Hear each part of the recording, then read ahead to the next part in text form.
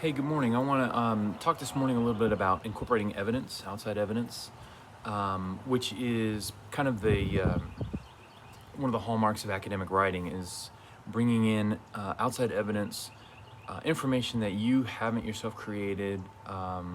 So it could be quotations from other people, it could be statistics, it could be facts and figures, it could be just about anything that you can use to prove a point that you're trying to make within academic writing. That's outside evidence, and when we do that, when we use that evidence, which is really really super important for academic writing, we have to give credit for that. And that's that whole, I remember that whole first week of this course talking about lying and being accountable for our actions, and giving credit where credit is due. So I want to talk a little bit more about specifically about how that works, because I assume some of you have probably used or done some academic citations in the past, but maybe not 100% sure how to do that. So I want to give you like the three main ways to do it, and then some of the things that I want you to try to avoid. All right, so the first thing we want to think about when we talk about incorporating sources is the three main ways of doing that. So that is a direct quote, which is where we take exactly the words that we from somebody else, whether it's in print or audio or video, however you're going to get that information, those words from somebody else. That needs to be exactly as they said it, and you can't deviate. It can't, maybe you can't change pronouns and tenses to make it right, unless you can, but you have to be very explicit about it. I'm just going to say don't do it. Whatever you see is what you have to use, and that's a direct quote. And there's a couple of different ways to do direct quotes, and I'll talk a little bit more about that in a second. We can also paraphrase, which is to kind of rewrite or rethink a person's quotes or ideas or theories or theses or whatever the thing is that we're trying to incorporate their ideas. But what we don't want to, when we paraphrase it, we're not going to use an exact direct quote. And the power of that and the importance of using paraphrasing in academic writing is what that tells us is that you, as the consumer of that information, are able to take that information in, to process it, and to regurgitate it in a way to give it back to a different group of readers, a different audience, in a way that is understandable by that audience and acceptable to that audience. So that what that shows in academic writing is that you know what you're talking about, right? And you understand the issues that you're dealing with, or the information, or the science, or whatever it is. So I would prefer to see more paraphrasing than direct quotes in academic writing, because that, like I said, that shows that you know what you're doing, that you understand the information, and then you can conceptualize it. But when you paraphrase, you still have to give the same level of care and attention to providing the author of that information with the proof, that with the you have to give them the citation. I'm sorry, I lost my train of thought. And the same thing goes with summarizing, although when we talk about summarizing, what we're looking at is less of a very specific idea, but what we're trying to do is the same thing. Summarizing, we're trying to take a big idea, a whole book or a whole paper or a whole theory or a whole whatever it is, a bunch of information, and consolidate that down into a much smaller, more condensed fashion, so that our readers we can try to explain a big kind of complex idea or a series. Let's take one of my favorite things. So like the Star Wars series, right? So 9 films over the Skywalker saga, all the Star Wars movies. It's about, people with laser swords running around in spaceships, right? That's a summary of it, right? So it's just a big soap opera. So that's kind of summarizing. And again, the same thing with using direct quotes or paraphrasing. If you're going to summarize work from somebody else, you have to give them credit for it, right? Okay. A little windy out here. All right, so when we use a quote, you have, like I said, you have to use the exact phrase. You can't change anything that's been given, right? It has to be exactly in a direct quote. And we're going to use quotation marks, and sometimes, very rarely, I don't want you guys using these, and this is not the place really to try to practice that. But you can also do block quotes. Generally, if it's like 40 words or more, you're gonna do a block quote, and that's a very specific instance. If you need help with that, I can help show you how to do it. But I would advise against it. I'd rather see you paraphrase and use a big block quote. As with everything with quotes, you have to give credit.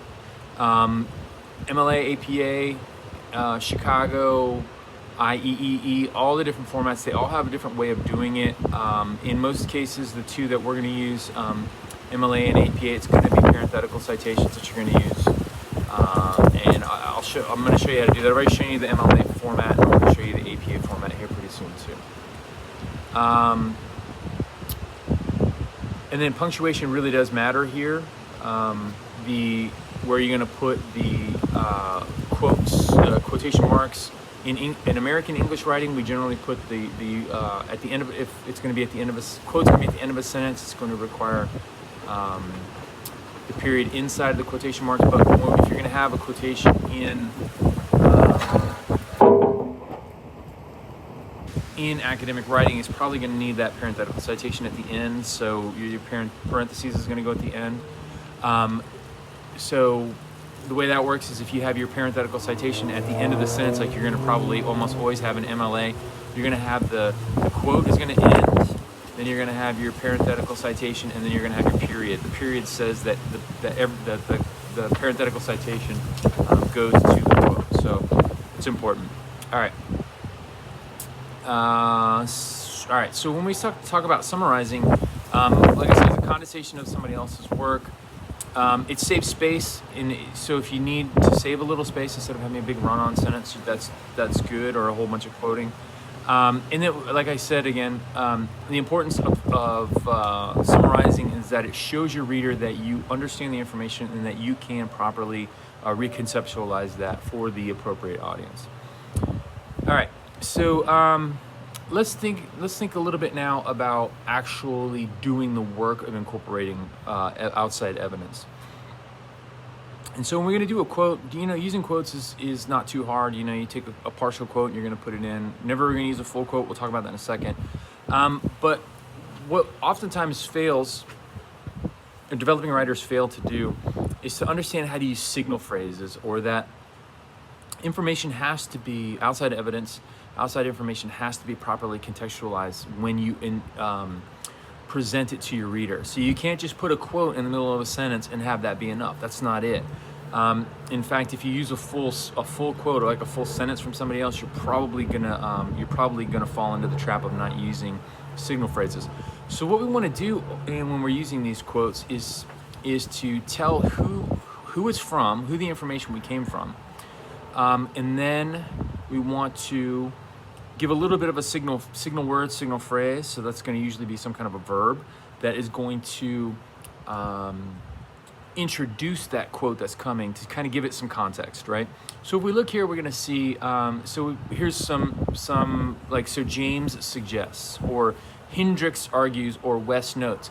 And then we can also add a little bit more context in, which helps your reader to understand who this is. So I could just say James, but that wouldn't take into account that that's Henry James that I'm referring to, the American realist, short story author, and kind of a nutty guy, suggests this thing. Or Hendrix, the noted guitar expert, of course I'm talking about Jimi Hendrix here, argues that, or that Kanye West, the egomaniacal hip-hop artist and former presidential candidate, notes that. And so we know that that's Kanye West, right? Of course.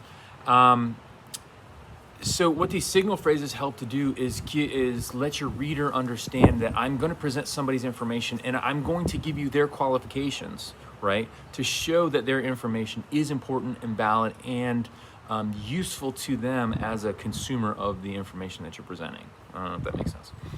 And you don't have to always have the signal phrases come in first in the sentence, but it's important to have them at some point. All right, so let's look a little bit at this. So this is some papers that I've written over the past. Here's a direct quote, and this is how I do it. I very rarely, I really don't, I am missing a period here though, at the end. what we want to see is a partial quote, right? And so that's what you have here. So there's a guy, Jean Baudrillard. Baudrillard is a French philosopher, and so I gave a little bit of context here, and then I'm going to give a partial quote. I'm not going to give the whole quote. I need to find part of that sentence that's going to work, or that these two sentences in this case, that's going to work to present the information, the ideas, that's going to exemplify the ideas that I want to explore. But I don't want to give the whole quote. Now, if I do give the whole quote, it's going to cause trouble, and I'm going to show you that in a second. It's called a ghost quote or a floating quote or orphan quote. We don't want to do that. We want to use a partial quote here. And so that what that requires is for you to be creative in the way that you contextualize that partial quote. All right. Do you see in this direct quote here, when the quote starts, it's not capitalized. That's important too, because this is part of my sentence, I'm not using the other person's sentence. So when you're doing a partial quote, you need to think about not doing that, about finding a ways to incorporate that into your own sentence, your own work, your own ideas. All right, so let's look here. This is paraphrasing. So this is kind of the same thing. Oh, let me go back, and it doesn't change here, but you'll see that on page 40, on that prior quote, it says on 43, right? So Baudrillard is the author of this, and 43. So when you go down in your works cited list and look, and you'll find Baudrillard, that's the reference that I have in that works cited list. And on page 43 of the book that I took this quote from, or this tract, on page 43, that's where you're going to find this direct quote. So that's where I'm showing my work. All right, but when we get to the paraphrasing, it's kind of the same thing. So I'm still talking about Baudrillard here, right? And so this is a paraphrase of a larger idea that he had. I think it was a page or two's length of idea. But this idea was, if you look down at the bottom, my parenthetical citation is Poster in 173. And so there was this guy named Poster who wrote this book about this, had this idea in it that I wanted to use, but it was of Baudrillard's idea. All right, it's kind of confusing. But if you see that in the parenthetical citation, the author's name is Poster, and on page 173 is where you're going to find this information, right? It's not going to be this direct quote, but it's going to be a paraphrase, a distillation, if you will, of this information and these ideas about this guy, this French philosopher named Baudrillard. All right, so let's go on to this next one and talk a little bit about summarizing. So this is from a paper I did about Walt Whitman, the poet, and so this is like a full academic journal article, like 20, 30-ish pages, that I summarized this down into one main idea that I took from this journal. And but of course the majority of it came from this page 470 by this guy named Bantan Rao. So you can see I could take like a 30-page track and turn it into a slight paragraph. No big deal. So that's the way we do summarizing. But as you can see, I did still give credit to the actual author, because these aren't really my ideas. I just thought that they would be important and helpful and useful for the paper that I was writing. All right, so now let's talk a little bit about this idea of this ghost floating orphan quotes. There's probably a million different names for them, but these are the three that I usually, that you might hear me interchangeably use, or ghost quote, floating quote, or orphan quote. And the idea behind this is what you'll see. I'll have an example of it in a second, but this is what generally happens is developing writers will find a quote that they think is good and want to use, and it probably is a great quote. But they'll just copy and paste the whole quote, just smash it in the middle of a sentence, and not give any kind of context for why it's important for their idea, and that's kind of runs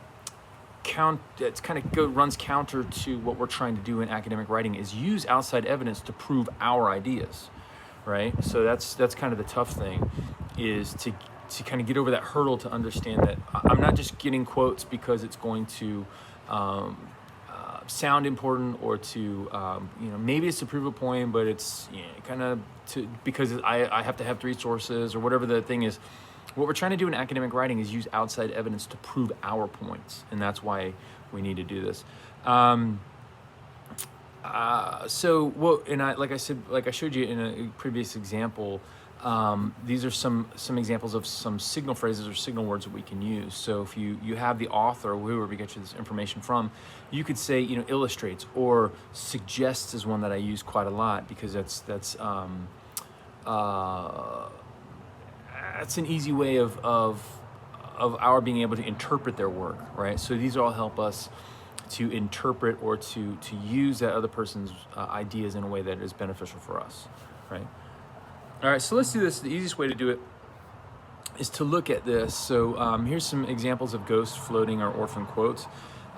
So this example came from Houston Community College. It was on the website, one of their websites. I just stole it from there, but I'm giving credit to them. As you can see, you always gotta give credit, no matter where you get it from.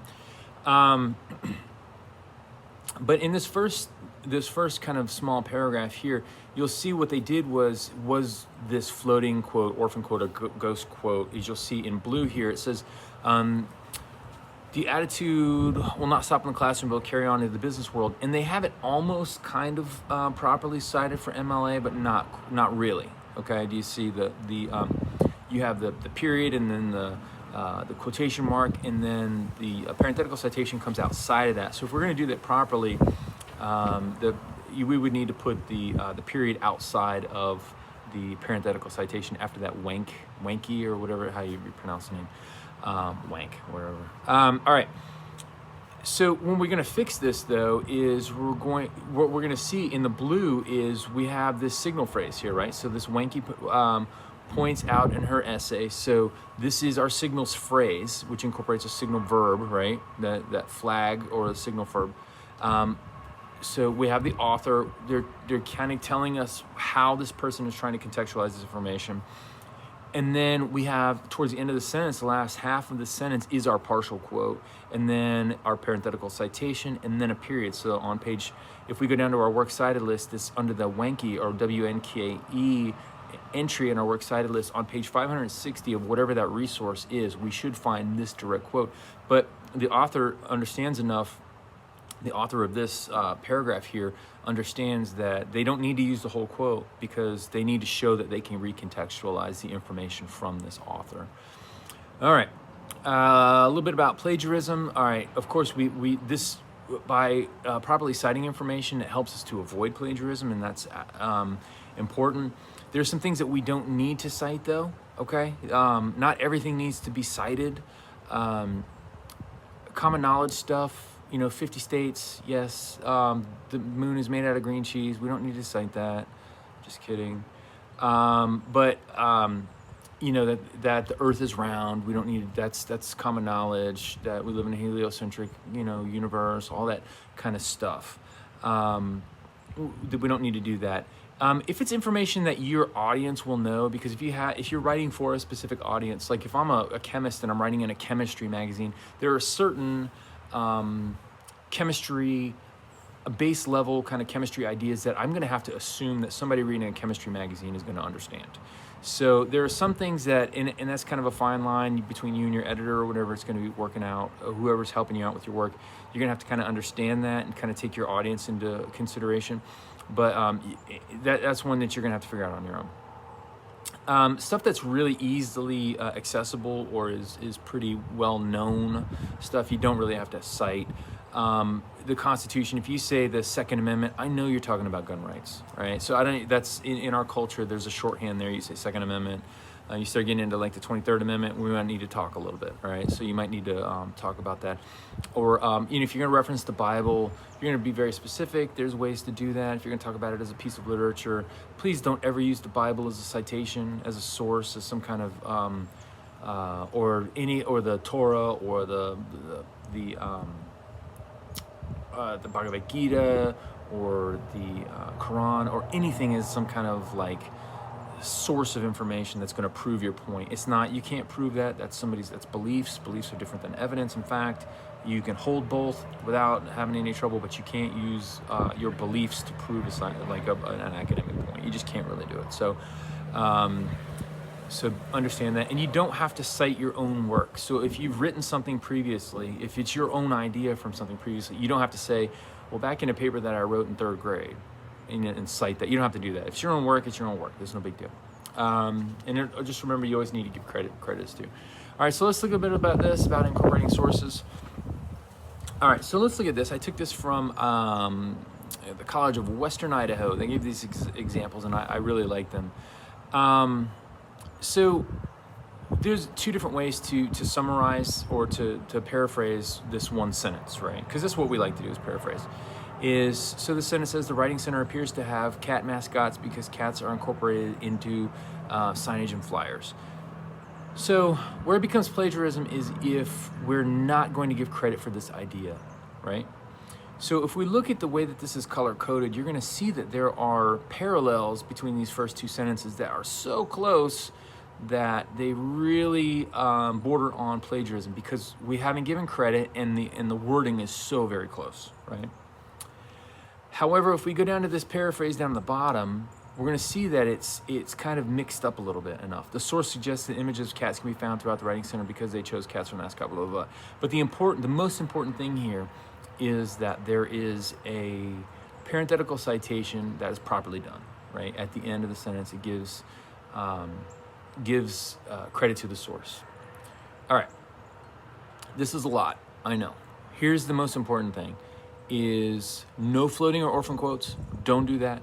And I want you to try to paraphrase as much as you can. And if you're going to use direct quotes, which is fine and is great, don't use a partial quote. Don't use a whole full sentence, all right? I don't want to see that. And when you're doing your peer work and peer reviewing work, I want you to be able to point that out to people, to your partner, is to say, this is a floating or orphan quote. I don't want you to use, you need to paraphrase this, or you need to make this into a partial quote, okay? So that's kind of the very, very basic ideas behind the incorporation of your outside evidence, okay? All right, if you guys have any questions, let me know.